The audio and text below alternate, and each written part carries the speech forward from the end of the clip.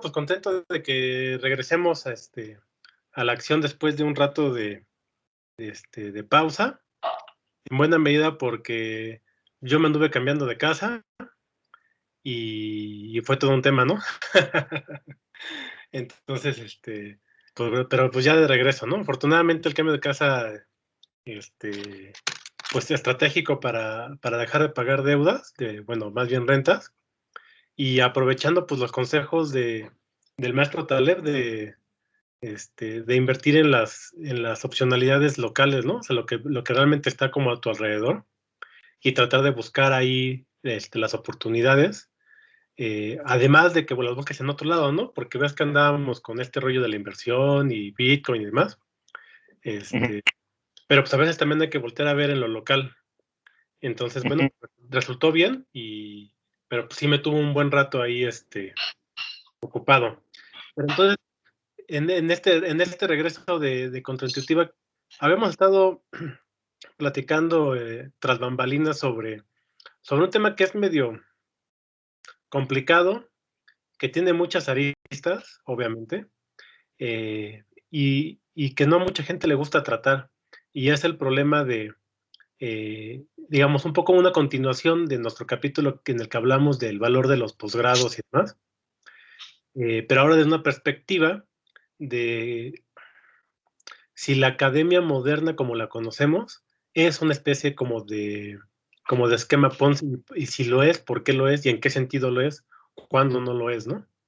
Entonces, es Ujú. algo que no me gusta reconocer, ¿no? A nadie le gusta hablar de los vicios y problemas de sus propias áreas, pero pues hay que hacerlo porque es la única manera de entender qué es lo que está pasando y dentro de lo posible cambiarlo, ¿no? Entonces, Ujú. un poco el punto es, a ver, si la gran mayoría de las veces un posgrado no te garantiza eh, mejoría laboral, mejoría salarial o siquiera trabajo, eh, la mayoría de la gente que entra a un posgrado no trabaja de lo que estudió en su posgrado, este, como por qué lo hacemos, ¿no?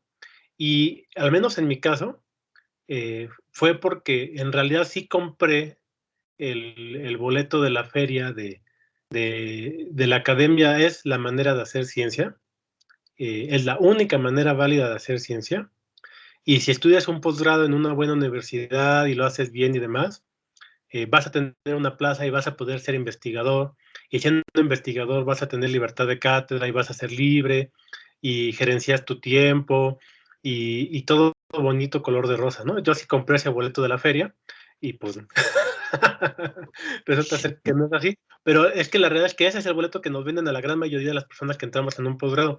No sé tú cuando entraste a los posgrados, ¿te lo vendieron también así?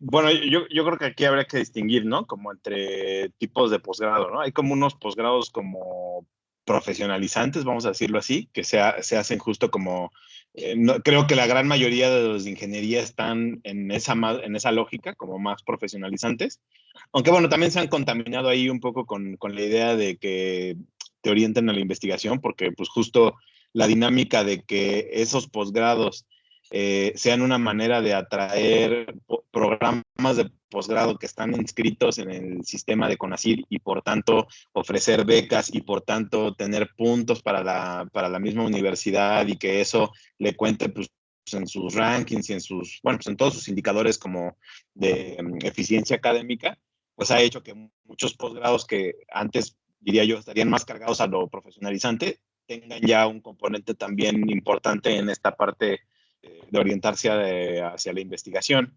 Creo que en mi caso en particular, pues el mío era como una especie de mezcla, ¿no? Entre esas dos cosas. Sí, yo creo que era un posgrado bastante más profesionalizante en el sentido de como especializarte en un área que tiene salida a la industria, pues digamos que aparentemente inmediata. Y pues bueno, yo entré como con un poco de esa idea, como para tener un panorama un poco más amplio del sector que estaba estudiando en ese momento y justo como, pues, digamos, estar un tanto todavía como con la flexibilidad, ¿no? De decir, bueno, a lo mejor sí encuentro aquí una salida en la investigación está bueno, pero si también tiene una salida del lado laboral, pues también, ¿no? Entonces creo que al menos esos de ingeniería sí tienen como que esa flexibilidad, pero podrías incluso tener la versión totalmente pura de pensar que lo vas a hacer para investigación, ¿no? Y hay una ruta clásica de investigación, ¿no? Y me parece que prácticamente cualquier posgrado, al menos en las universidades públicas, me da esa impresión, tienen ese componente y sobre todo por este incentivo perverso, ¿no? Que tiene el sistema de investigadores, de cómo incentivar el hecho de que los posgrados orienten a la investigación por toda la serie de incentivos económicos y de, digamos, de puntos que se le dan a la academia por hacer eso, ¿no? Sí, pues de hecho, creo que esa es una gran diferencia, aunque creo que se ve esa diferencia mucho más claro cuando son maestrías. Creo que todavía a nivel de especialidades y maestrías, sí hay más salida profesionalizante, lo cual a mí me hace mucho sentido, por ejemplo, en medicina, en odontología, en ingenierías, ¿no? Contaduría, administración, hay un montón de áreas en las que tiene mucho sentido hacer un posgrado profesionalizante, pero efectivamente, como la es como tenemos esta visión pues, revolucionaria de que la educación tiene que ser pública, gratuita, etc, etc. Entonces, pues no se puede cobrar, ¿no? O se ve mal que pagues por un posgrado, ¿no? En la UNAM. Entonces, eso hace que la gente lo perciba como, como un camino fácil en el sentido económico para librar la falta de trabajo. ¿Por qué? Porque si tiene acceso a una beca y no paga el posgrado, pues esa beca es en realidad pues un ingreso. Entonces yo siento que sí hay un montón de personas que en realidad entran a un posgrado más como una alternativa laboral que porque estén convencidos de seguir un camino académico, de seguir un camino de la investigación, o inclusive de mejorar su capacidad profesional. Y creo que en realidad lo ven como una alternativa laboral. Y entonces hace todo un ciclo vicioso, como bien dices, en donde muchos estudiantes entran por ese incentivo de las becas, pero para tener esas becas pues necesitas estar en el padrón de CONACYT y ese padrón de CONACYT pues te exige que esté orientado a la investigación, bueno, te exigía que estuviera orientado a la investigación y especialmente ya a nivel de doctorado, que yo sepa, todos los programas de doctorado te exigen como un requisito de egreso, pues publicar, ¿no? Entonces, haya sido como haya sido tu posgrado o como te lo hayan vendido, si es de doctorado, hasta donde yo tengo entendido realmente todos, te van a pedir que publiques, ¿no? Al menos un artículo. Entonces eso sí implica que hay un sesgo clarísimo, por lo menos a nivel de doctorado, hacia la investigación. Y entonces, efectivamente, por un lado, la universidad tiene este incentivo de tener programas de CONACYT, al menos como eran antes, porque captan más alumnos, porque eso se ve en sus indicadores. Los investigadores les conviene porque gradúan estudiantes que les sirve para el SNI, y entonces, y a los alumnos les sirve porque hay becas que les ayuda a tener un ingreso cuando no hay trabajo. Entonces, todos, de alguna manera, tienen un incentivo perverso para entrar en esa dinámica en donde, aunque lo quieran, no lo quieran, o sea su pasión, no sea su pasión, sean buenos para ello o no, van a seguir el sesgo de la investigación. El problema de eso es que pues, no tiene un valor real de fondo, ¿no? O sea, ese dinero no viene no viene de un algo que tiene un producto que autogenera más dinero, ¿no? Viene de las arcas y entonces es una renta, ¿no? Entonces, o sea, artificialmente estamos inyecte dinero para captar recursos humanos y captar y egresar y egresar y egresar, pero ese dinero no vino realmente del mercado, no hubo ningún proceso de mercado en donde hubiera una transferencia de dinero que justificara la creación de esos programas de posgrado, de esos planes de estudio y de la cantidad de egresados. Entonces, entonces empezamos a hacer una gran burbuja de programas de posgrado por todo el país y de un montón de egresados, cuando no hay nada detrás que lo haya pedido, ni lo solicite, ni lo pague. Entonces, obviamente, ¿qué es lo que va a suceder? Te gradúas y pues no tienes trabajo porque nadie le interesaba lo que tú te metiste a estudiar, ¿no? Digo, es muy diferente a que haya una demanda clara de, no sé, por ejemplo, una maestría en ingeniería petrolera en términos de química de crudos pesados, ¿no? Porque Pemex necesita gente capacitada en eso, y hay una demanda ahí clara, entonces tiene un sentido generar un posgrado y jalar y reclutar personas para satisfacer esa demanda. ¿Cuánto? Pues lo que la demanda pida. Entonces, o sea, por un lado es la pertinencia de que exista algo que solicite ese conocimiento, y también el tamaño, porque no es indefinido que vamos a graduar una cantidad infinita de personas en todos los temas habidos y por haber, porque entonces no va a haber quien los contrate después. Y entonces hacemos una gran burbuja. ¿Quiénes son los únicos que se van a beneficiar de esa burbuja? Pues como todas las burbujas, los primeros que llegaron, ¿no? Entonces, Sí, entonces los primeros que llegaron, sí, ellos sí les va bien. Sí, yo te escucho. sí, sí, de hecho, escucho cortado. A ver, ¿ahí me escuchas bien? Sí, te escucho bien. Bueno, sí, te iba a decir que, bueno, justo lo ves porque también otra distorsión que hay ahí es que, bien, bueno, como lo dices, hay una desconexión entre la demanda y la demanda real, ¿no? Económica y la oferta de especialistas, pues cosas que se están demandando, ¿no? Y eso es, pues, porque obviamente hay una planeación central de las universidades que, digamos, hacen una lógica de desarrollo de sus posgrados en función de lo que les parece que cree que es interesante o lo que les parece que, que creen que es importante, ¿no? Pero eso no está machado, o sea, no está empatado pues, con las demandas reales, ¿no? Sino que igual colocan como problemas generales, ¿no? O problemas globales, por ejemplo, tipo el cambio climático, o sea, problemas que sí, no digo que no sean, obviamente son reales, pero que vienen más bien en una lógica de lo que, digamos, como de un deseo de lo que se debería de solucionar, ¿no? Y a partir de ese deseo se desarrolla una serie de especialidades que no vienen empatadas por la demanda pues, económica, ¿no? Sino más bien como de una lógica un tanto idealista, ¿no? De lo que debería o cómo debería de configurarse una sociedad. Y entonces eso pues se queda en manos de algunos burócratas, ¿no? Académicos, que son los que deciden pues cómo debería de ser tanto los planes de estudio como, digamos, las carreras que deberían de existir, ¿no? Y efectivamente, otra cosa que te quería decir de lo que estabas diciendo justo de los malos incentivos.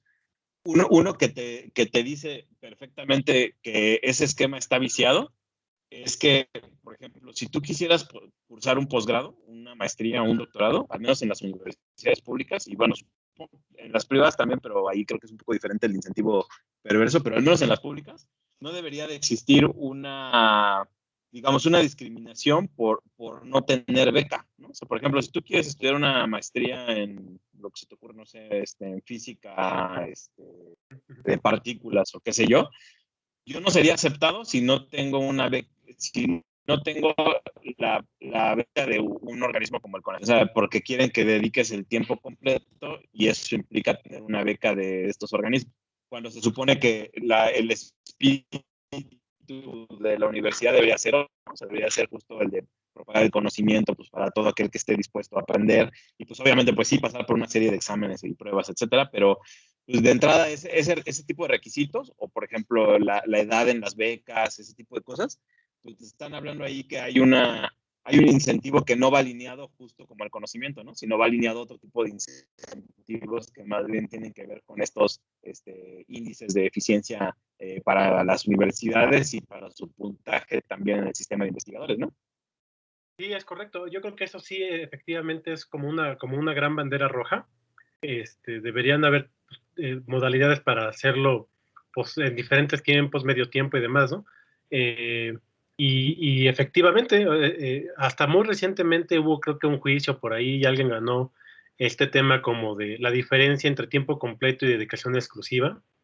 Y entonces, bueno, en algún momento ya se aceptó que puedes tener beca con tiempo completo sin dedicación exclusiva, es decir, podrías tener un trabajo mientras estás haciendo tu maestría, siempre y cuando cumplas con las horas, ¿no? De un tiempo completo, ¿no? Pero eso tardó en pasar y efectivamente te habla eh, pues te habla de esta visión no profesional, ¿no? Porque si fuera profesional, entonces pues deberían haber medios tiempos para que la gente que está trabajando y que tiene experiencia va haciendo una maestría pues al mismo tiempo que sigue trabajando, ¿no? Sin necesidad de que deje su trabajo para poder estudiar. Eso sería pues una alternativa profesionalizante, que es como normalmente la gente suele hacer las cosas, ¿no? Tiene un trabajo y entonces hace su maestría en las tardes noches, ¿no? Y hay todo un conjunto de personas que así la hacen en los posgrados de las privadas, ¿no? Eh, y entonces lo que pasa con todo este esquema, pues es que la gente que hace ya muchos años, digamos, sí se doctoró y fácilmente, porque sí pasaba, ¿eh? Tú lo ve uno, por ejemplo, en los institutos viejos, o sea, los institutos que tienen mucho tiempo de formados, pues hay investigadores que inclusive no son doctores, ¿no? Son maestros. Algo que nunca pasaría ahorita, ¿no? En la vida van a contratar a un investigador que no sea doctor y pasaba antes, ¿no? De hecho, pues en algunas áreas y en algunos campos específicos, pues prácticamente así te pedían que entraras, ¿no? Porque durante mucho tiempo, pues no era la mejor alternativa laboral, ¿no?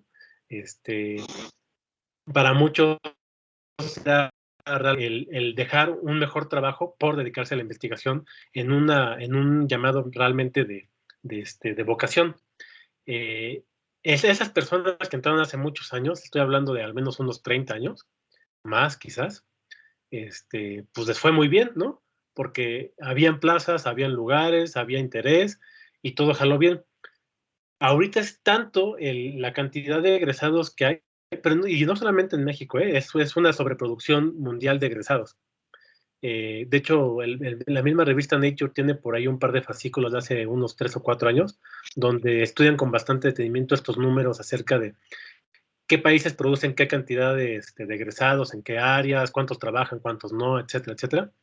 Y es realmente una crisis global, porque lamentablemente la academia es lo que conocemos como un juego de suma cero.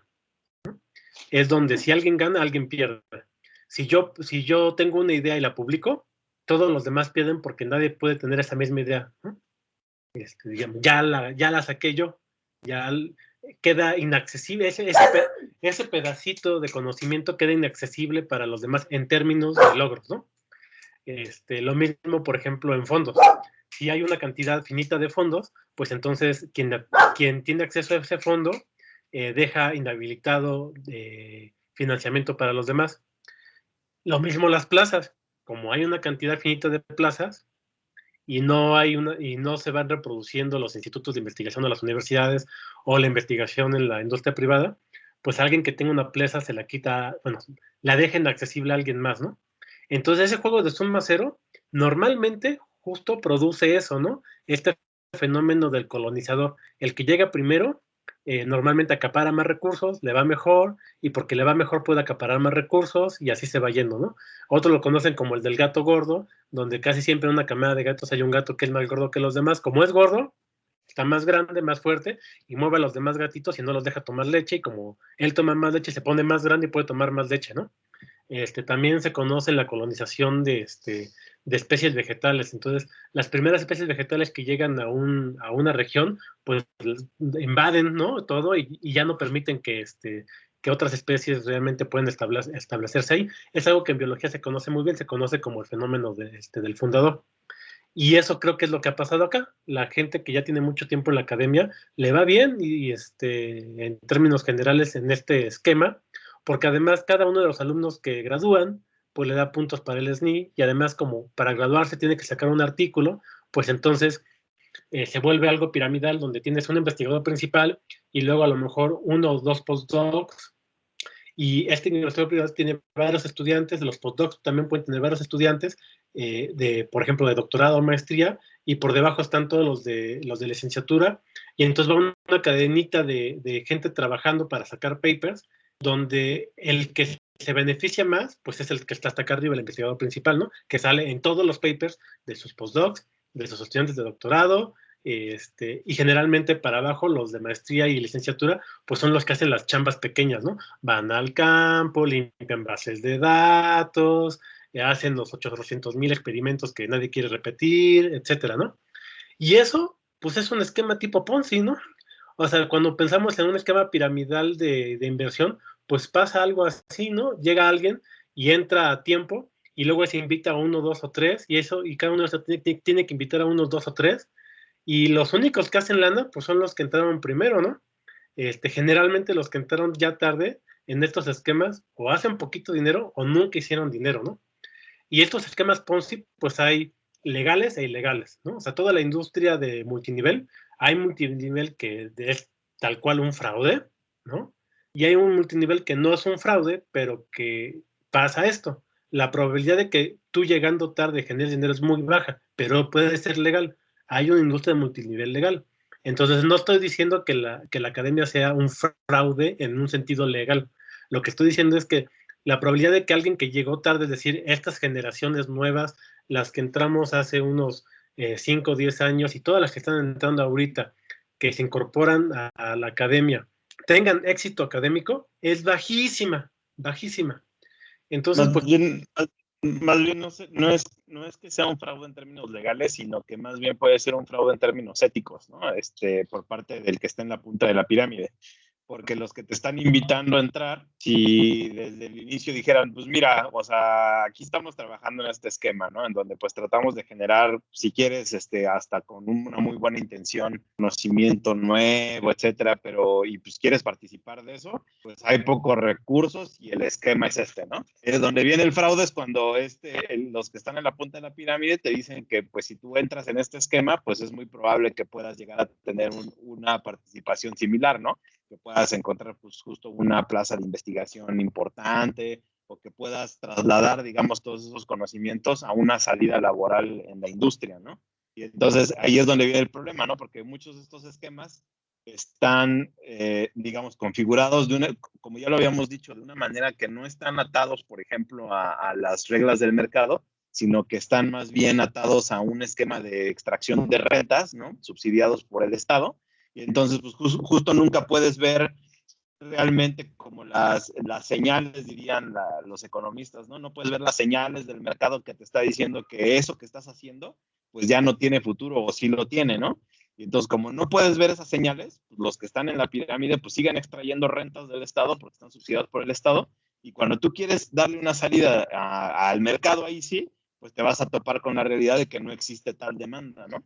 Y entonces eso le pasa a un montón de áreas, ¿no? Porque es donde entras en esta ruta, que te dicen, no, pues es maravilloso, vamos a descubrir ciertos conocimientos, pero cuando lo quieres dar una salida laboral, pues te vas a dar cuenta de que la realidad te va a decir si sí es cierto eso o no. Y entonces donde no es ético es donde estos que están en la punta de la pirámide te escondan, si es que lo saben, esa salida al mercado como es, o que no te digan que pues efectivamente pues una salida dentro de la misma academia pues no es viable, ¿no? exacto. Yo sí, exacto. Yo creo que ahí tiene que ver justamente con esta falta de transparencia, ¿no? Si hay transparencia y te dicen con mucha claridad, oye, ¿sabes qué? Aquí está moladísimo, lo más probable es que de plano no consigas trabajo en esto, bla, bla, bla, bla, bla. Le quieres entrar, o sea, tu pasión es hacer la ciencia, le quieres entrar bajo todas estas restricciones y complicaciones y demás, pues bienvenido, ¿no? Pues está bien que tú que quieras aventarte en esa aventura, ¿no? Es un poco como si pagaras una expedición guiada al Everest y te dijeran, no, no hay ningún peligro, aquí te vamos a cuidar y te llevamos tu oxígeno suplementario, los Sherpas te cargan tus mochilas, no, no tienes que entrenar, no hay bronca, etc, etc. Y pues llegas a la montaña, pues sí, te cargan, pero el frío es el frío y el cansancio es el cansancio y la hipoxia es la hipoxia y el peligro sí está ahí, ¿no? Y grandes accidentes en montañismo en el Himalaya han sido de expediciones comerciales. De hecho, los grandes accidentes de los últimos años, pues han sido tragedias en las que están expediciones comerciales y además de gente muy buena, o sea, escaladores muy profesionales, con agencias muy profesionales, pero toda la cadena de seguridad, pues no se guía por los ideales de lo que ellos creen que puede pasar, sino por la realidad de la montaña, ¿no? Entonces, justamente todas estas ayudas artificiales esconden las señales de la montaña y no le hacen ver con claridad a los individuos los riesgos que están asumiendo y creen que están asumiendo menos riesgos de los que realmente están tomando. Entonces yo lo veo muy parecido a eso y quizás un ejemplo muy claro ahorita pues sea todo lo que llaman data science, ¿no? En su momento inclusive yo en mi currículum tenía que hacía data science porque pues era una interfase muy interesante entre probabilidad, estadística, interdisciplina, etcétera, ¿no? Pero como dicen, ¿no? Cuando tu abuelita ya sabe acerca de esto, ya llegaste tarde a la fiesta, ¿no? Entonces, 15 años estaba padre entrar al data science, ¿no? Hace 15 años no había un posgrado en data science, ¿vale? No habían carreras en data science, no habían maestrías en data science y no habían doctorados en data science hace 20 años. Y es la misma lógica de Bitcoin, ¿no? O sea, en el sentido de que, pues en ese sentido es lo mismo, ¿no? O sea, llegas cuando ya todo el mundo está invirtiendo en Bitcoin. Segundo, pues digamos, la promesa de lo que significa que es Bitcoin, que pues, eso es para otro capítulo, pero bueno, podemos hablar de que pues, si se prometía que era una moneda, pues es dudoso de que sea realmente una moneda y pues se usa como un instrumento más bien de especulación, donde otra vez, como lo que estás diciendo, pues justo los de la punta de la pirámide, sí, o los que llegaron primero, pues sí ganaron o están ganando, y pues los que llegan tarde, pues incluso o ganan muy poco o van a perder, ¿no? Seguro, lo más probable es que pierdan. Entonces acá, pues pasa lo mismo, ¿no? Con el de Data Science, pues lo mismo, ¿no? O sea, los que llegaron primero, pues seguramente pues son justo los que están promoviendo la idea de que pues todo el mundo entre a Data Science y de que pues es la ciencia del futuro. Y así como Bitcoin dicen, bueno, pues todavía no es moneda, pero tiene un gran potencial de serlo, ¿no? Y ahí estás esperando y manteniendo HODL forever, ¿no? Lo mismo pasa con esta tipo digamos, como cargas así, con el que tienen todo el hype, ¿no? De tipo data science, de que, pues mira, pues ahorita a lo mejor no hay tanta demanda, ¿no? Pues en México no hay mucha demanda de eso, Pero lo va a haber, pero es un gran potencial. Y, entonces, ahí, pues fíjate que, o sea, sí, yo creo que no es ético decir que, pues, o sea, si haces una carrera en data science, pues te va a ir muy bien. Yo creo que más bien lo interesante de data science pues sería más bien tomar ciertas habilidades que pues son transversales, ¿no? A lo mejor a cualquier tipo de análisis, bueno, más que de análisis, a cualquier tipo de carrera que está en STEM, ¿no? Pues que es el análisis de datos, la visualización, pues todo eso pues se ha hecho durante muchos, muchos años, ¿no? Nada más que ahora pues le pusieron este nombre así muy hot, ¿no? Que se llama Data Science, pero pues todo el mundo que estudiamos alguna carrera relacionada a STEM, pues hemos hecho colección de datos, limpiar datos, ajustar con ciertos modelos estadísticos y visualizarlos, ¿no? Y ahora pues a eso, pues hay tecnologías que a lo mejor lo hacen mucho más potente, pero pues ahora eso lo encasillaron en algo que se oye muy bien, ¿no? En el marketing de Data Science, que pues no está mal, o sea, no está mal aprender esas habilidades, yo creo que sí son buenas y son importantes, sino donde viene la parte no ética es en hacer una promesa, sobre todo a los más jóvenes, de decir que ese es el camino, ¿no? Y que ahí va a estar el futuro, cuando pues no hay realmente evidencia o una muestra de que eso va a ser así, ¿no? Sino es simplemente una promesa, ¿no? Sí, efectivamente. Y bueno, pues como eso, pues hay pues, muchos casos, ¿no? Pero, pues no sé, o sea, creo que en el fondo del asunto, la clave y el punto, digamos, donde quizás podríamos cerrar, pues es que hemos repetido un par de veces, ¿no? Es la transparencia y el que la gente joven sepa a qué se está metiendo, ¿no? Si tú sabes que corres riesgo y aún así aceptas vivir tu aventura, pues está chido, ¿no? Pero ese es el punto. Alguien te tiene que decir con mucha claridad, a ver, la academia está complicada, a ver, casi no hay trabajos, las salidas profesionales, te conviene mucho más primero ir a trabajar, agarrar experiencia, saber qué qué es lo que tiene futuro en tu propio campo del cual estudiaste, qué te gusta, tener inclusive antigüedad laboral, y entonces, con mucho más madurez y visión, podría resultarte interesante entrar a un posgrado, ¿no? E inclusive cuando lo hagas, lo ves con otros ojos, ¿no? Porque lo ves con ojos de lo que le quieres sacar a y no lo que te venden acerca de él, ¿no?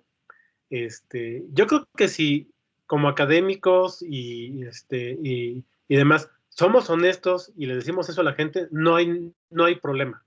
El problema es la falta de transparencia o la falta de reconocimiento, que nos queramos engañar y que nos queramos inclusive vender a nosotros mismos esta fantasía de la ciencia es súper importante, sin ciencia no hay tecnología, sin ciencia no hay ingeniería, sin ciencia el país no va a avanzar y por eso somos súper importantes, somos lo más importante del universo y por eso debes hacer un posgrado para ser parte de esta élite que va a salvar al mundo, va a salvar al país y va a generar la riqueza del futuro. O sea, si nos seguimos vendiendo eso, pues estamos perdidos, ¿no? Y fíjate que ahí, nada más para agregar, a lo mejor para cerrar, en eso que estás diciendo, a lo mejor para quien está a lo mejor pensando, ¿no? Como en un cierto camino, yo le diría que se asomara con los que lo practican fuera de la academia, porque pues, justo, no, bueno, fuera de la academia y fuera de instituciones muy, muy grandes, ¿no? Porque normalmente las instituciones muy, muy grandes, que tienen un esquema también, digamos, también piramidal, así muy, muy jerárquico, normalmente digamos, tienen acaparado ya sea un mercado por métodos a lo mejor no necesariamente siempre que surgieron de la competencia leal, vamos a decirlo así, y pueden estar atados justo a sostenerlos con esta relación entre Estado-empresa en esquemas oligopólicos o monopólicos. Y eso es un problema porque hace frágil al sistema y entonces tomar una decisión en función de eso puede ser peligroso para el futuro de una persona. Un ejemplo muy sencillo. Ahorita hace rato mencionabas el ejemplo de lo petrolero, ¿no? Entonces, por ejemplo, si tú te pones a pensar en lo petrolero y dices, bueno, yo voy a hacer una carrera ahí pues porque pues Pemex es importante para México, ¿no? Pero lo que no entendemos es que esa empresa está, en términos financieros, está quebrada y solamente está sostenida porque le está extrayendo rentas el Estado, ¿no? O sea, sus deudas, o sea, tanto sus deudas como todo el esquema de deuda que tiene Pemex lo está absorbiendo el Estado, ¿no? O sea, el Estado está financiando eso para sostenerla artificialmente. Entonces, es muy probable que si haces una carrera ahí, la vas a tener de forma artificial mientras el Estado la sostenga, ¿no? Pero en un momento pues, va a ser insostenible, ¿no? Y eso no sostenible pues te va, digamos, a coartar un futuro mientras el mundo esté cambiando por otro lado. O sea, a lo mejor tú estás dedicándote a una carrera que ya pues, no va a tener mucho chance en las próximas 2 décadas o en la próxima década, ¿no? Y eso, pues alguien muy, digamos, muy buena gente y a lo mejor con buenas intenciones te dice, no, pues mira, pues porque Pemex es importante y el país, pues ahí puedes tener un futuro. Pues a lo mejor lo hace con buenas intenciones, pero los incentivos no están alineados para que, digamos, para tu beneficio personal, ¿no? Sino para una visión a lo mejor ideológica o una visión sostenida, pues te digo, en lo artificial de la fragilidad de las instituciones que son muy, muy grandes, ¿no? Las instituciones burocráticas. Entonces, en ese sentido, la alternativa es observar a los que están en un medio competitivo y cómo les está yendo a esa gente, ¿no? Y en ese medio competitivo ver si hay alguna salida ahí que sea interesante. Y pues yo creo que ahí a lo mejor uno como forma de protección, yo diría que más bien te prepares para habilidades que son, yo diría, transversales, ¿no? O, por ejemplo, pues una habilidad lógico-matemática pues es transversal, no importa la industria, ¿no? Pues el uso de la computadora es transversal, no importa la industria. Pues habilidades de negocio, habilidades suaves, ¿no? Los que le llaman soft skills. Entonces, a lo mejor más que una carrera en particular, pensar en ese tipo de habilidades y antes de entrar, por ejemplo, a un posgrado o dedicarte a algo así, pues más bien pensar tu posgrado en términos de generación de habilidades, más que de una ruta en particular de carrera, ¿no? Y eso a lo mejor te podría dar más flexibilidad para no estar atado justo a esto que de pronto pues ni siquiera uno sabe cómo va a ir el futuro, ¿no? Claro. ya, ahora sí, ya para cerrar, hay algo que creo que es clave de lo que acabas de decir. Y es que probablemente hay un montón de habilidades transversales que obtienes en algún posgrado tipo STEM, matemáticas, conocimiento lógico, bueno, pensamiento lógico, pensamiento sistémico, computación, bla, bla, bla, bla, bla. Pero de las que careces completa y absolutamente son de las habilidades soft, ¿no? No sabes vender, no te sabes comunicar, no sabes hacer una negociación, no sabes hacer una entrevista de trabajo, ¿no? Eso, en general, te lo da la experiencia laboral. Entonces, por eso que creo que sí es súper recomendable que antes de hacer un posgrado en STEM, trabajes. E inclusive, puede ser o sea, si eres matemático, pues en algo que se llama, pero lo que fuera. O sea, hay un valor intrínseco en enfrentarte con estas habilidades suaves del mundo real que puedes adquirir en cualquier tipo de trabajo. Sobre todo los que estén relacionados ¿cómo diríamos esto? Con pagos reales rápidos, ¿no? Entonces, o sea, que no sea una renta, pues, ¿no? Que te paguen por lo que logras, no por ir a calentar un asiento o no por tu título, sino por lo que logras. Entonces, ser vendedor en lo que fuera es una idea súper buena. Ser vendedor, Hay, súper. hay, hay un heurístico de Taleb, ¿no? De eso, que es algo así como que cobras exactamente por lo que entregas, ¿no? O sea, si lo que entregas recibe un pago, esa es una buena regla de que es un buen camino, lo estás haciendo bien. Cuando empiezas como a recibir paga por algo que se empieza a hacer más nebuloso, ¿no? De que ahí es que el cuate hace estudios de no sé qué, de estudios de latinoamericanos, ¿no? Es eso, Y ¿qué me estás en entrega? una ONG ¿Cuál es el internacional que trade-off, no? sí, Exactamente, ¿no? O sea, si empiezas a ser ahí como difuso el por qué te están pagando, entonces ya empieza a pensarle, ¿no? A lo mejor ese no es el camino, ¿no? Si entregas algo y te pagan por eso, esa es una ruta bastante más clara, ¿no? sí. Y en el campo, por ejemplo, yo creo que podría ser ventas o podría ser estudios técnicos, o sea, trabajar como consultor, quizás en una consultoría grande, donde te paguen por un estudio particular que estés haciendo, ¿no? Y entonces, yo te entrego un algo y tú me pagas por ese algo que te estoy entregando, ¿no? Pero creo que en el camino, la verdad, trabajar como vendedor en lo que fuera, es algo súper útil, ¿no? Y eso te va a vacunar contra el esquema piramidal de la academia.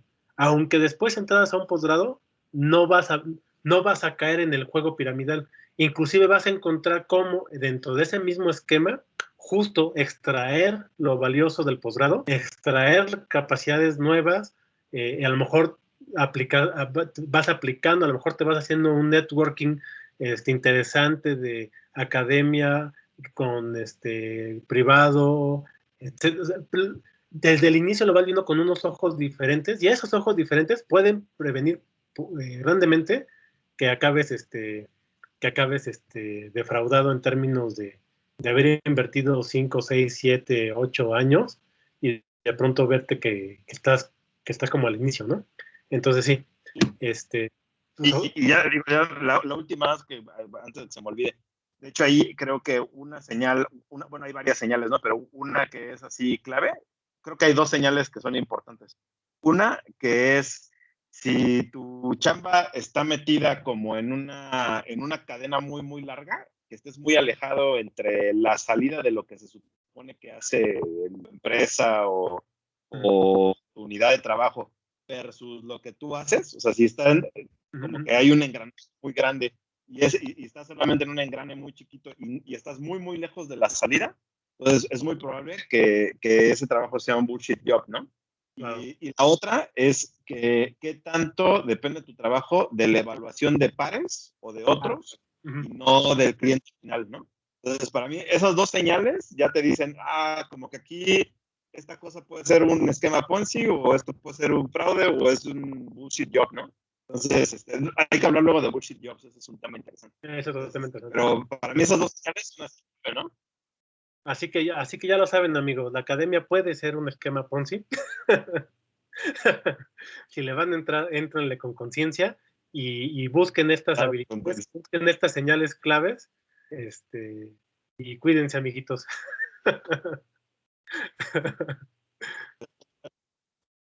Órale. ahí platicamos la que viene. Ah. Bye.